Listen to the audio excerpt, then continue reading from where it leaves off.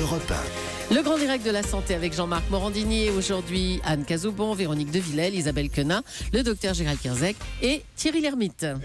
Effectivement, vous le savez, une fois par mois, Thierry Lhermitte, parrain de la Fondation pour la recherche médicale, sera dans un laboratoire financé par vos dons. Il rencontre les chercheurs qui travaillent sans relâche pour trouver de nouveaux traitements. Et ce matin, donc, on va parler des avancées thérapeutiques contre la leucémie. Avant d'en parler avec vous, Thierry, puisque vous êtes rendu dans un laboratoire, je voudrais que le docteur Kierzek nous réexplique précisément ce qu'est la leucémie.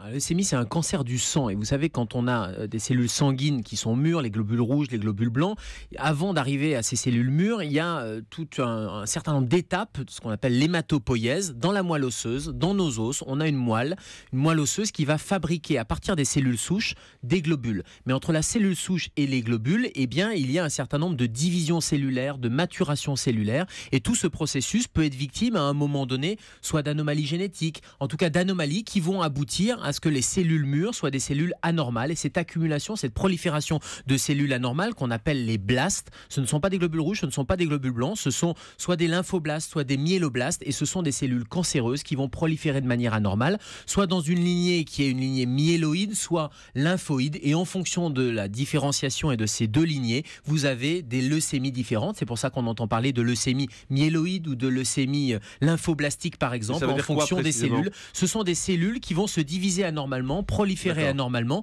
et en fonction de la lignée, en fonction du type de globule blanc, eh bien ça donne un nom de leucémie. Alors c'est très compliqué, si on veut schématiser, il y aurait 4 grands types de leucémie, des chroniques et des aiguës, et puis la lignée myéloïde et la lignée lymphoïde, mais on sait bien qu'à l'intérieur de ces grandes familles, eh bien il y a des sous-familles avec un patrimoine génétique différent, et donc des traitements derrière et des voies de recherche différentes. Mais globalement, ce sont les cellules sanguines qui sont anormales. Julie ? Alors vous parlez dans le sang de globules rouges et de globules blancs, mais il y a aussi les plaquettes.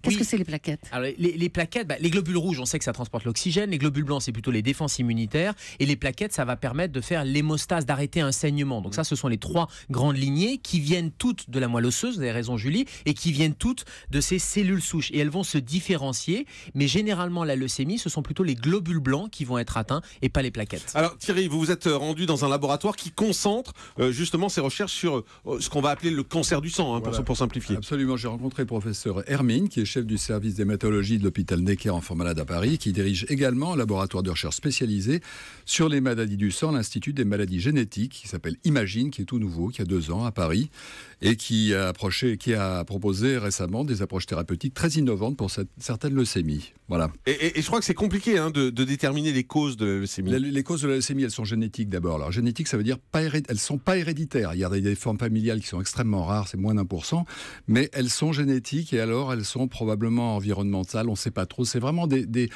toutes petites incidences de 1%. Alors le benzène, par exemple, a été réglementé en France parce qu'on l'a soupçonné d'avoir une influence là-dessus. Les radiations, il y a des études sur les gens qui vivent près des pylônes à haute tension.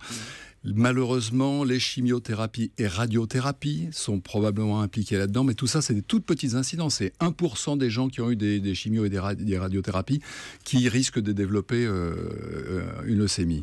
Docteur Kierzek, est-ce qu'il y a des facteurs soupçonnés d'être responsables de la leucémie ? On en a cité certains, mais est-ce que c'est facile de trouver l'origine de la maladie ? Non, et là aussi, c'est probablement une combinaison d'un facteur d'environnement. On est exposé à un agent, par exemple, à une radiation ionisante ou les simples radios. Et quand on dit il ne faut pas trop prescrire de radio, parce que quand on fait des radios ou des scanners, ce sont des rayons X. Et ces rayons X accumulés tout au long de la vie, combinés à un terrain génétique, et c'est pour ça qu'on est vraiment sur une combinaison d'un facteur de l'environnement sur un terrain génétique, sur un patrimoine génétique. Et cette combinaison détonante va faire malheureusement qu'à un moment donné, le programme cellulaire va se dérégler et ce programme cellulaire va aboutir à une cellule cancéreuse. Alors Thierry, où en est la recherche aujourd'hui ? La recherche, elle a beaucoup avancé.